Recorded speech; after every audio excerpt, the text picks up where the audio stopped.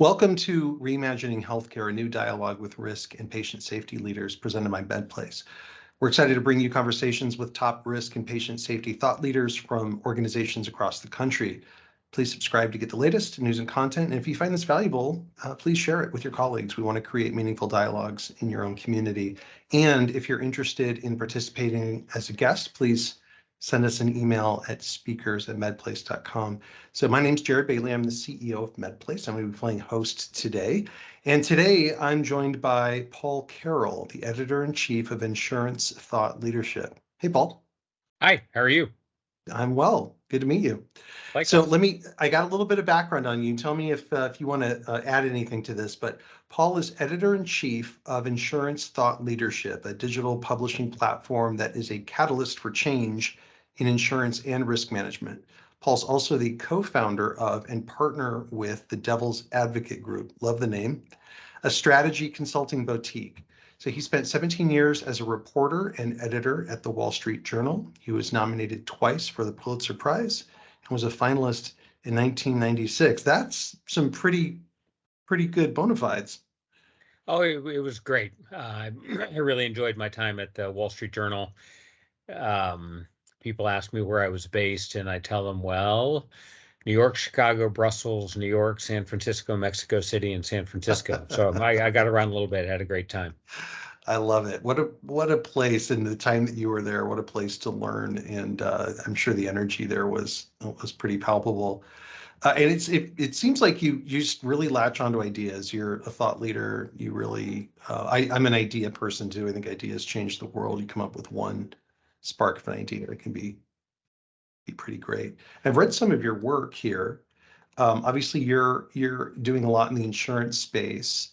What's your role right now at the insurance thought leader perspective? So the goal is really just to try to drive innovation. I mean, my Hmm. trajectory is that I did all this stuff at the Wall Street Journal. I migrated toward technology, um, and got to know all the Bill Gateses and Steve Jobs and Michael Dells and Larry Ellisons of the world during that sort of phase. And then was recruited out of the journal by a consulting firm that pioneered the idea of digital strategy. It was kind of hard to think back before that concept existed, but in those days, the guys in the pinstripe suits would set the strategy, and then they'd go off and buy a bunch of computers. And the idea of this consulting firm was to flip that. So I went from focusing on the technology and the companies to focusing on what it could do in terms of innovation. And then that journey really has continued from there. Probably the big book that I've done, I don't know, 8 or 9 by now, was something called $1 Billion Lessons. Hmm. So Jim Collins was all the rage in the early 2000s, doing books that did deep research into success stories. And it occurred to me, having covered a disaster or two in my time at the Wall Street Journal, that there were failures too, and maybe we ought to learn from them. So a buddy of mine, Chunkamoy, and I got our old consulting firm to lend us 20 researchers for 2 years, and we looked at 2,500 failures and said, here are the patterns of failure that you might want to focus on avoiding while you're also trying to emulate the patterns of success. And that led to this consulting firm you talked about, the Devil's Advocate Group, where we stress test big corporate strategies, and then led me to think about insurance. Because about 10 years ago, I realized that there were 4 areas that had yet to be turned upside down by digital technology: government, higher education, healthcare, so insurance. So you're a double bagger. You're hitting 2 of them. Yeah, boy, And ask me how I know. It's funny. There's groups that I've met that were really proud of going digital during COVID, finally, right? And I said, what does that mean? It says, well, we got away from faxes and we got to PDFs. I said, there's a long, long road ahead of opportunity ahead of you. no, but very true, and that's what I'm trying to do. I have this deep background in technology and watching the digital revolution unfold. And yeah, I come in and deal with people who think that getting away from fax machines is progress, and I'm I've been ranting about burning all the fax machines and so forth. So that's what we try to do. Good. It's set up as a platform that in some ways it's sort of like what you're doing. You don't have to have everybody working for you directly. You Yeah. can just get the best thinking and the best ideas. So we publish articles and try to do whatever we can to drive innovation in insurance. That's great. When I look at the opportunity, because I've done things across every industry you've ever heard of, including consumer industries, and I built a company that launched companies as a business. We launched about 100 tech products into the market in over a 5-year period. So you get enough of that, and you've seen this working with clients. You get enough of that pattern recognition, and things start to become apparent. When I look at healthcare and the opportunity that's been done in other industries around marketplaces and around more liquid type of um, resourcing and things like that. I mean, it's you hit on some of this resourcing issues in this article that we'll talk about, but it hasn't been created in healthcare. It hasn't been created in insurtech, and I don't even know that necessarily some of the leadership has the vision yet for how it could happen. But it seems really obvious to me that like the next sort of gig economy push is going to be into these spaces because something's got to change fundamentally. We're not going to get enough nurses and doctors back into the coffers here anytime soon to backfill where we're missing people, right? Yeah, couldn't possibly agree more. Yeah, that's great. Well, so you deal with a few things around insurance, but workers' comp is an area that you know a thing or two about. What just your assessment, what's the current state of workers' comp generally, maybe as it applies to technology or where the major stressors are right now? So, yeah, workers' comp is an area we get into a lot, and it's one that I think has a lot of promise. If you actually look in a lot of cases, workers' comp rates are going down, which isn't typically happening in other parts of insurance. And the reason is that people are doing the sort of thing that I've been preaching, that a lot of us have been preaching for a while now, which is um, prevention, right? Mm, So I mhm. tell people that nobody wakes up in the morning and says, I'm going to go buy an insurance policy. That's going to be a really exciting thing I'm going to do today. Nobody wants to buy insurance. They No. want protection. They want safety. They want peace of mind. And there are lots of ways that people are making workplaces safer. And because of that, you're seeing the rates gradually decline in most states. The Mm. U.S. is weird because all the regulation is state by state. Um, and so the pricing is done state by state. But there is, I think, real progress going on. There also is progress going on in terms of how you handle the claims. So I think in general, people think about AI and it's just sort of fairy dust that you sprinkle on a problem and the problem goes away. That doesn't happen. But there are some very targeted uses of AI in workers' comp so that when a claim starts, you can look at it and you can say, huh, this is likely to become a complicated one. Mm. Maybe I ought to focus on that now and get one of my best people focusing on that now. And you can look at others and say, this is pretty simple. We're just Yep. going to make a payment. We're going to do whatever we have to do. We're going to help the person, get the person back to work, whatever. And Um, yet today they're all sort of treated with the same amount of weight coming through, right? And we find all these bottlenecks of unnecessary bottlenecks, right? that's the thing. And that's where the technology is starting to be applied by some of these TPAs, third party administrators, and others, and is making progress. People are also realizing that there are these psychosocial, as they call them, aspects to workers' comp. So it's not just, oh, Paul has a cut finger. We're going to treat all the cut fingers the same. And obviously, the issues are more serious than that. But you don't just look at them, you also look at who Paul is and where he is in his career and what sort of financial stresses he has and all these other things. And you look at the environment and decide, okay, this makes Paul more or less likely to go out and hire a lawyer um, and maybe make something more complicated. There also are, and this is where you guys are playing a role, are analyses of doctors. So you decide that these are the really good doctors in this area. So we're going to try to steer somebody to that doctor, those doctors, rather than just telling the person, good luck, go find somebody and talk to us after you've had your appointment. So there are a lot of things sort of happening around the edges that are encouraging about workers' comp. It's interesting because, we sit in just a very narrow part of that process, right? Which is getting that like an independent review done, that IME, finding the doctor, lining up schedules, getting the injured worker out there to be able to be evaluated and getting the report back, all that kind of mechanics of it.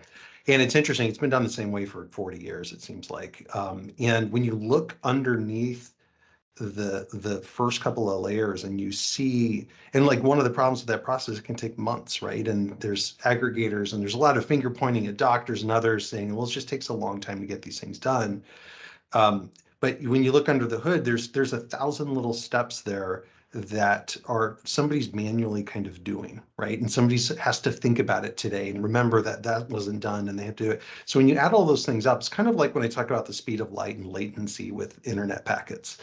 Remember when you used to have to communicate with a website in Japan, but you had to wait for the speed of light to get those packets there and back again, and you're sending millions of packets, and that doesn't seem like a lot when you're talking milliseconds to send that packet around the world, but when you're doing millions of them back and forth, it adds up and it creates what's called latency, right?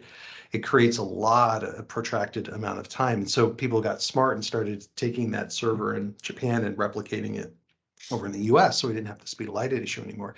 The same thing happens when you unpack like these complicated workflows, and they happen in workers' comp all the time, not just with IMEs, but with other things. And it's how many clicks does it take to do something? How much time does it take? Is there reminders that automatically get sent out? Are you waiting for the failure of people to remember these things? You add those things up, and when you figure out that you can eliminate 90% of that, I think that's also where opportunities are. It's just simple workflow automation that just hasn't been implemented yet in the industry at these core levels. But imagine the day where an IME gets done in a week instead of potentially months. And in those things also, I think, are opportunities. Now, AI plays a big role in that and how records get accessed, like just medical records, pulling those out of hospitals, organizing them in a way that becomes really seamless for the reviewing physician to be able to review those. There's a lot of opportunity for AI just to do some of that cleanup work that humans are doing right now. But anyway, I guess we could riff on this all day long, but No, I just to amplify a couple points you made there. One, I'm actually seeing that show up a lot more in underwriting now. I know that's not the mm, topic, but it is an area it's a where, great analog though. Yeah. but yeah, the idea initially was that AI was going to figure out, okay, what kind of a risk is Paul and be much more precise. And that's happening. But what's really happening is that the AI is managing the whole process, right? So you get something submitted and it's not, here's a whole dump for the underwriter.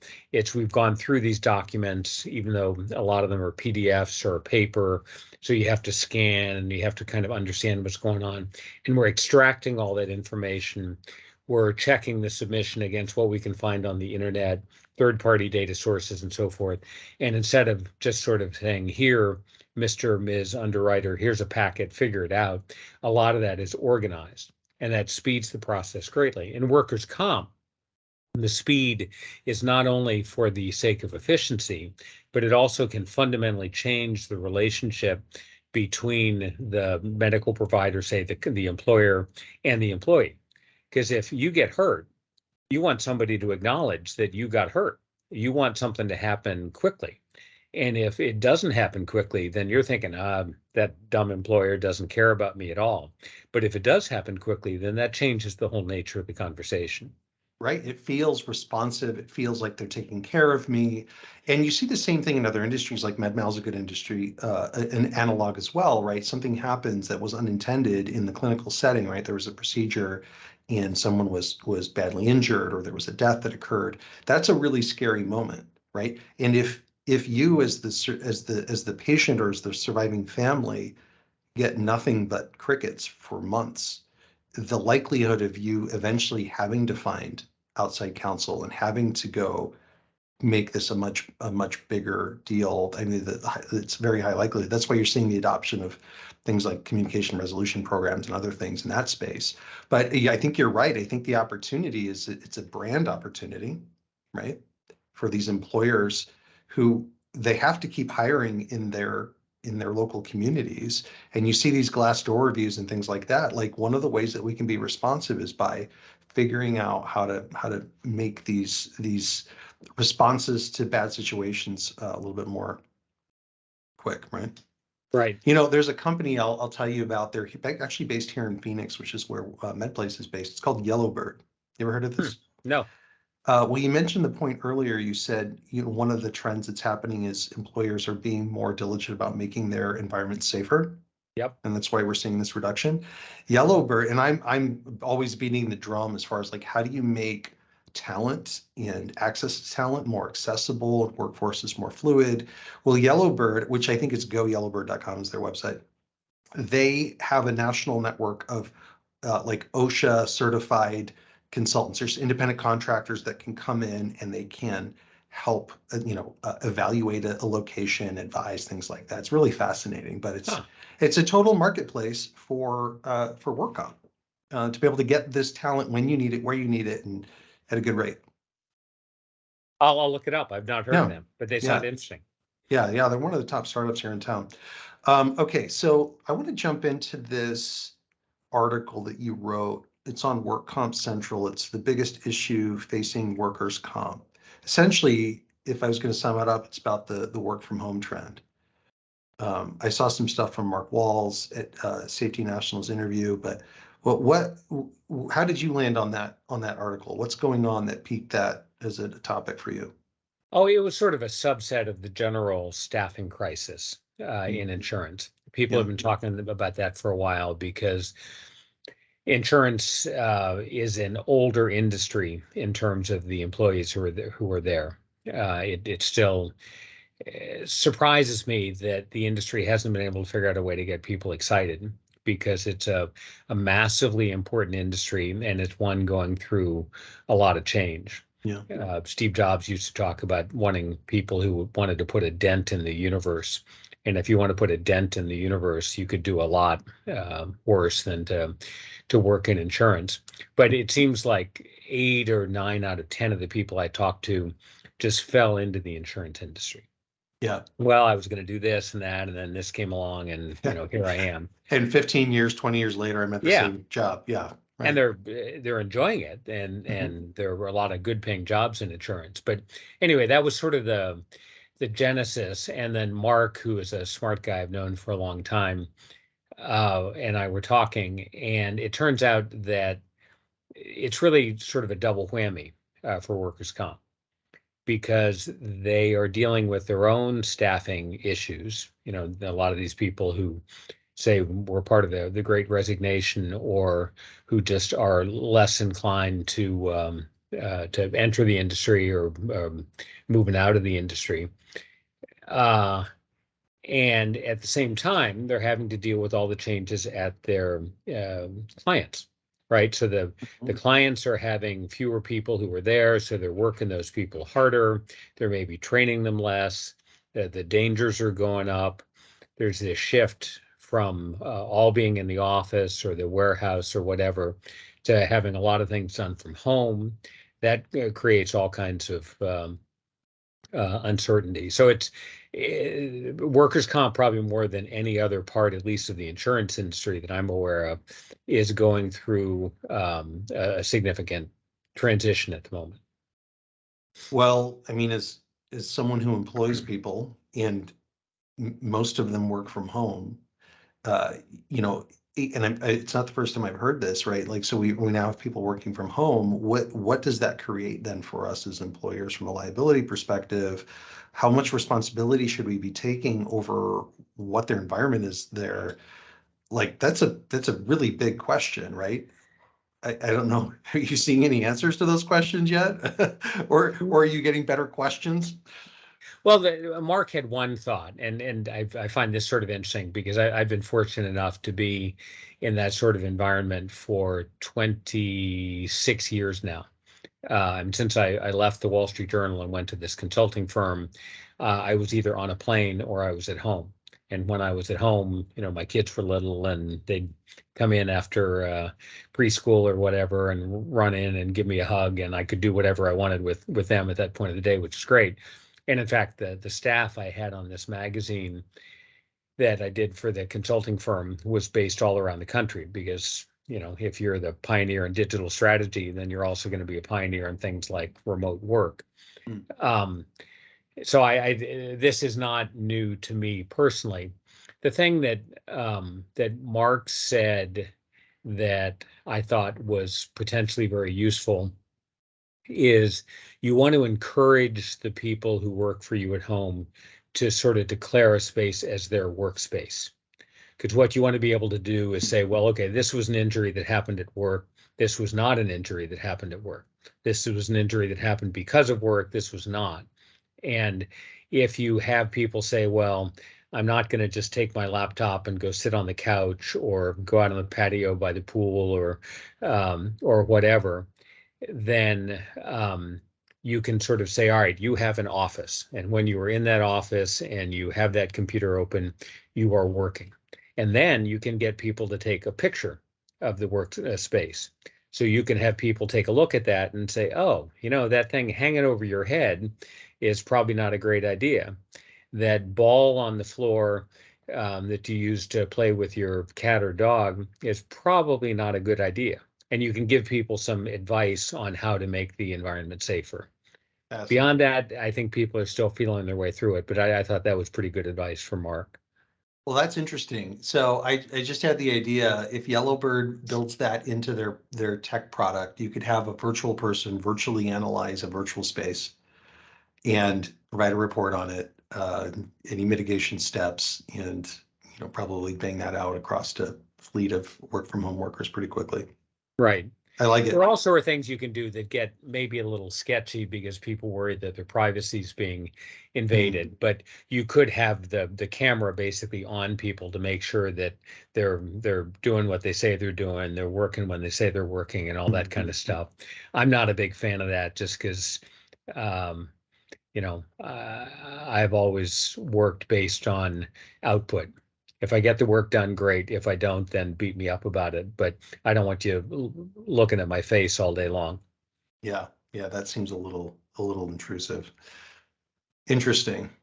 Well, I mean, I love that we can talk about technology. It's really rare. I mean, I'm sure you find bright spots in the industries that you're working in, but it's nice to talk to somebody who's seen enough technology deployed to be able to imagine how it might get used. Um, let's see. So, any other ways that, because we're always like, how does tech play into these industries, right? Everybody's thinking about people and process, right? But technology seems to be that third pillar that specifically in healthcare and insurance, you don't hear it um, being supported enough. Is there any other areas where you think technology is really kind of the big opportunity, the big missed opportunity currently? Um, I mean, there are. I actually, excuse me, wrote a book with two old colleagues, including this fellow Chunkamoy, who I wrote Billion Dollar Lessons with, called A Brief History of a Perfect Future, Mm, that came out a year ago, and that tries to project out into 2050 and talk about all the things that are possibilities. And healthcare is a big one, but it's sort of a funny one because there's an issue that people tend not to think about enough when it comes to technology, and that's quite profound and tends to mess up a lot of projections, and that's false positives.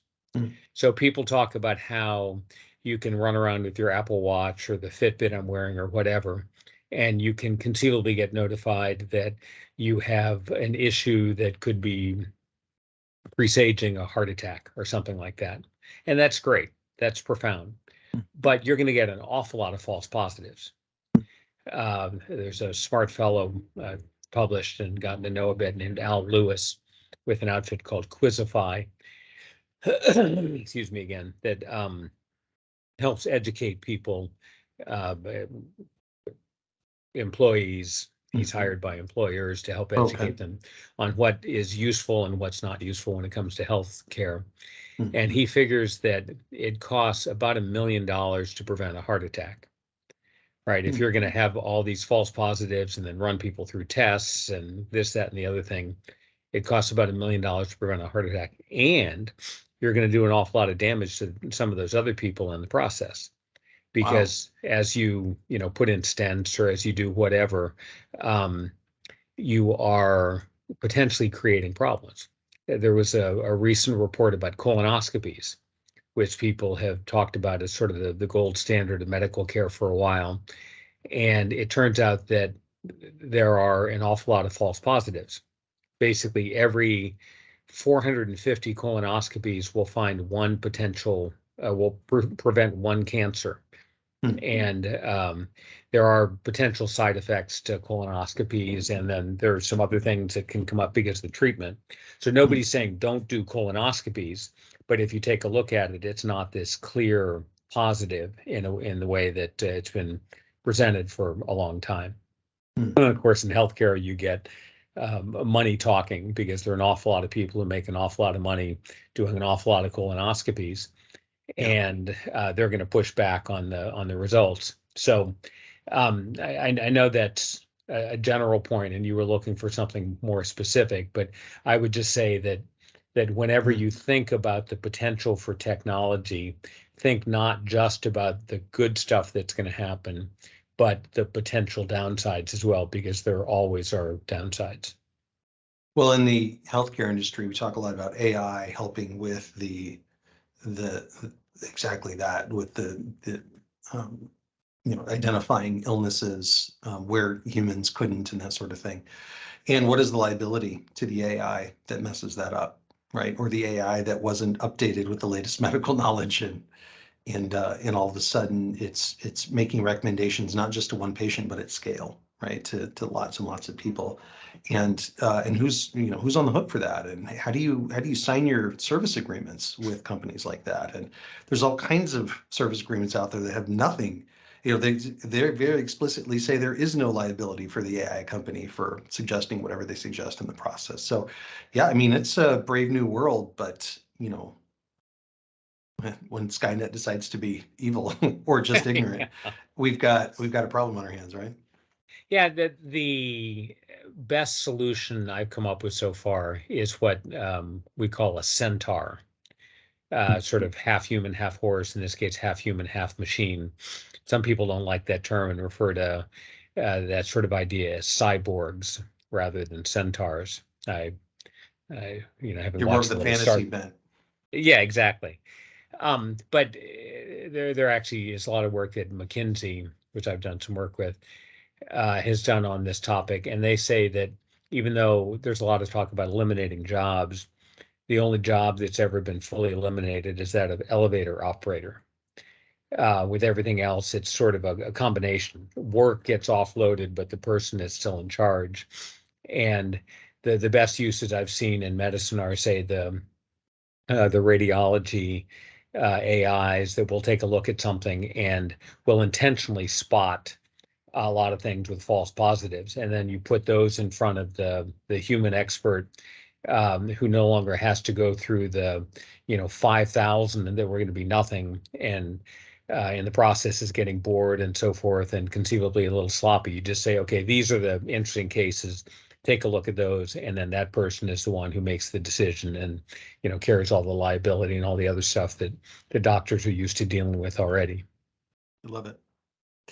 Well, Paul, this was great. Now, tell me, at least for our audience, if they want to reach out to you, what do you help with? What is your consultancy? What are you guys typically helping with?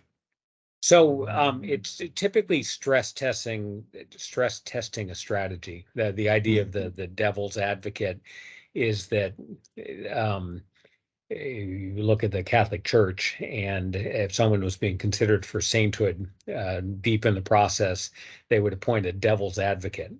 Uh, the exact title was actually defender of the faith. So the person was not there to say, I'm the devil and I'm going to go get somebody or whatever, but it was just to raise all the potential objections.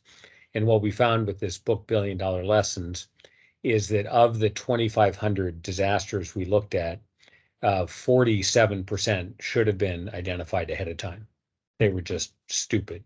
It was Avon deciding that it wasn't really about its cosmetics and its sales force. It was a culture of caring. So then they went off and bought a medical equipment business and retirement homes and had Wow. no idea how to run them and sold them off a couple years later at a massive loss. So it was that kind of stuff. And Fascinating. we also learned that almost always that knowledge was present. So there were people who knew that the idea was a disaster. They just didn't have a way of bringing that to the surface. So we go in and we interview people um, and help them bring those objections to the surface. So there was a Amazing. big car company that was all set to go on autonomous cars, and it turned out there were a lot of reasons not to. They delayed by probably 4 years now in rolling out this robo-taxi service and probably saved billions of dollars. That's our big Wow. success story. Amazing. I love it. Well, I would love to find out more of those stories. I've done a lot of innovation in my career, and it's the thinking exercise of strategy and what people are doing and what's the best way to optimize it or whether or not to do it is always interesting to me. Well, Paul, anything else that you want to No, just would encourage people to go check out insurancethoughtleadership.com.